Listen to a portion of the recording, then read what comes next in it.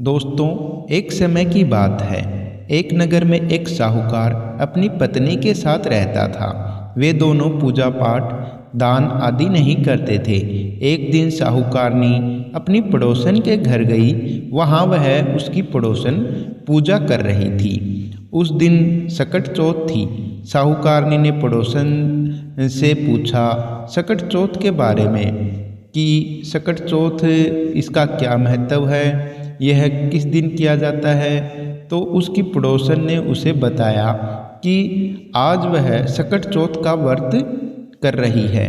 आज सकट चौथ का व्रत है, इस वजह से गणेश जी की पूजा कर रही है। साहूकारनी ने उससे सकट चौथ व्रत के लाभ के बारे में जानना चाहा।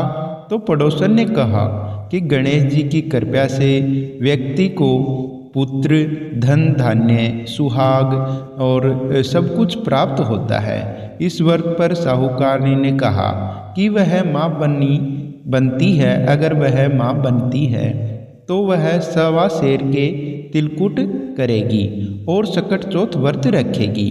गणेश जी ने उसकी मनोकामनाएं पूर्ण कर दी। वह साहूकारनी गर्भवती हो गई।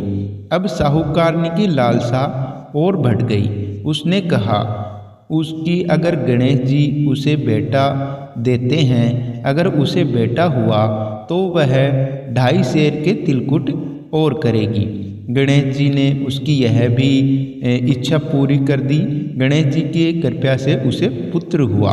तब उसने कहा कि यदि उसे बेटा, जो उसका बेटा है, उसका बेटे का विवाह हो गया, अगर उसके बेटे का विवाह हो जाता है तो वह 5.25 सेर के तिल के लड्डू के जो तिल है उसके लड्डू के वह तिलकुट करेगी। गणेश जी के आशीर्वाद से उसको लड़के का विवाह भी तय हो गया। लेकिन साहूकारनी ने कभी न तो सकट व्रत का जो सकट चौथ का व्रत है वह रखा और न ही तिलकुट किया। साहूकारनी के इस आचरण पर गणेश जी ने उसे सबक सिखाने की सोची। तब उसने लड़के का विवाह हो रहा था। तब गणेश जी ने अपनी माया से उसे पीपल के पेड़ पर बैठा दिया। अब सभी लोग वर को खोजने लगे। वर न मिलने से विवाह नहीं हुआ। एक दिन साहूकारनी की होने वाली बहू सहेलियों के साथ में दुर्वा यानी घास लाने जंगल में गई थी। उस समय पीपल के पेड़ पर बैठे साहूकारनी के बेटे ने आवाज लगाई, ओ मेरी अर्धव्याही। यह सुनकर उसकी जो सहेलियां थी सभी युवतियां डर गई और भागकर अपने घर चली गई। उस युवती ने सारी घटना माँ को बताई।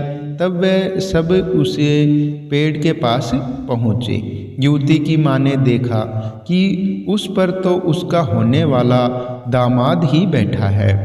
उसने यहाँ बैठने का कारण पूछा तो उसने अपनी माँ की सारी गलतियाँ बताई। उसने तिलकुट करने और सकट व्रत रखने का वचन दिया था, लेकिन उसे पूरा नहीं किया।